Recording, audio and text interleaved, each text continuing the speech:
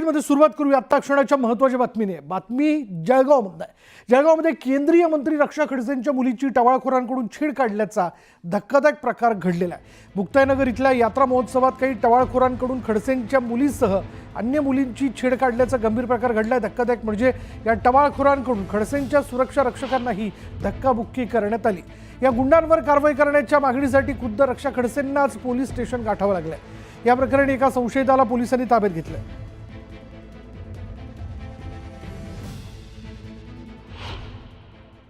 त्या मुलींचा पाठलाग केलेला आहे आणि पाठलाग करून पाळण्यामध्ये बसलेले असताना त्यांना त्यातल्या एका मुलीला त्यांनी धक्का पण दिलेला आहे।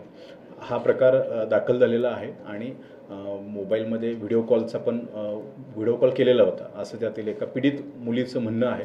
त्या अनुषंगाने आपण गुन्हा दाखल केलेला आहे। हे जे आरोपी आहेत या आरोपींच्या विरुद्ध गुन्हा दाखल केलेला आहे मुक्ताईनगर पोलीस ठाण्यामध्ये, जो विनयभंगाच्या अनुषंगाने गुन्हा दाखल केलेला आहे। पोक्सो कायद्याअंतर्गत गुन्हा दाखल केलेला आहे आणि त्या अनुषंगाने तपास सुरू आहे। यातील आरोपींना अद्याप अटक नाही झालेली, त्या आरोपींना तात्काळ आपण अरेस्ट करत आहोत। मंत्री म्हणून किंवा खासदाराच्या मुलीसोबत जर असं होऊ शकतं तर बाकीच्या मुलींचं तर आपण विचारच करू शकत नाही। ही घटना माहीत पडल्याबरोबर गावातल्या बऱ्याचशा मुली माझ्याकडे आल्या। म्हणजे मला पण थोडं म्हणजे हे वाटलं चुकीचं की आमचंही कुठं ना कुठं चुकतं की आम्ही ह्या सगळ्या गोष्टींकडे लक्ष देत नाही। त्या मुलींनी पण मला ते म्हणजे सांगितलं की आम्ही शाळेत जातो तेव्हा पण हे असेच प्रकार नेहमी त्यांच्यासोबत घडतात। तर ही एक काही मुलांची 5-6 मुलांची टोळी आहे। तर ह्या टोळीला काही ना काही आळा घालण्याने कठीण शिक्षा यांना झालीच पाहिजे। आज पोलीस स्टेशनला मी माझं पत्रसुद्धा दिलेलं आहे आणि आजच्या ह्या लोकांना सगळ्यांना मी अरेस्ट करायला लावलेलं आहे। CM साहेबांशी पण मी ह्या संदर्भात बोललेली आहे। ते मुक्ताईनगर परिसरामध्ये जे गुंडगर्दी वाढलेली आहे किंवा या मतदारसंघात वाढलेली आहे, हे अलीकडे या 3-4 वर्षामध्येच वाढलेली गुंडागर्दी आहे।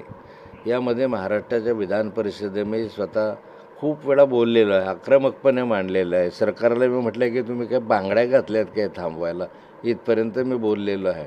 परंतु त्याचा फारसा परिणाम याच्यावर होत नाही, कारण ह्या सर्व गुंडांना या ठिकाणी स्थानिक लोकप्रतिनिधी आणि राजकारण्यांचं संरक्षण मिळत आहे।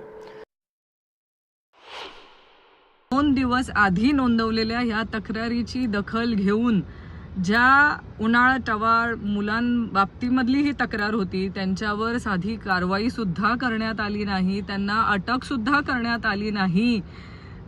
माझा गृहमंत्र्यांना एकच सवाल आहे की एका केंद्रीय मंत्र्यांच्या मुलीबाबत जर असला प्रकार होत असेल तर माझ्या महाराष्ट्रातल्या सर्वसामान्य कुटुंबातल्या महिला भगिनींना न्याय कसा मिळणार? केंद्रीय मंत्र्यांना 2 दिवसानंतर स्वतः पोलीस स्टेशनला हजर राहून कारवाईची मागणी करावी लागते। एका विशिष्ट पक्षाचे काही पदाधिकारी आहेत की ज्यांनी अतिशय वाईट अशा प्रकारचे काम केलेलं आहे। पोलिसांनी गुन्हा दाखल केलेला आहे, काहींना अटक केलेली आहे, इतरांना अटक केली जाईल। पण अशा प्रकारे छेडखानी करणं सार्वजनिक ठिकाणी, अशा प्रकारे त्यांना त्रास देणं हे अतिशय चुकीचं आहे। सगळी यंत्रणा राज्याच्या गृह खात्याच्या मार्फत जी चालली जाते ती कशी महिलांच्या अत्याचाराकडे थोडासा विलंब करते। ते केस घेण्यासाठी, एक तक्रार नोंदवण्यासाठी केंद्रीय मंत्र्यांना पोलीस स्टेशनमध्ये जावं लागणं हा एक धक्कादायक प्रकार आहे। यातनं महाराष्ट्रात कायदा व सुव्यवस्था कशी आहे हे स्पष्ट होतं असं मला वाटतं।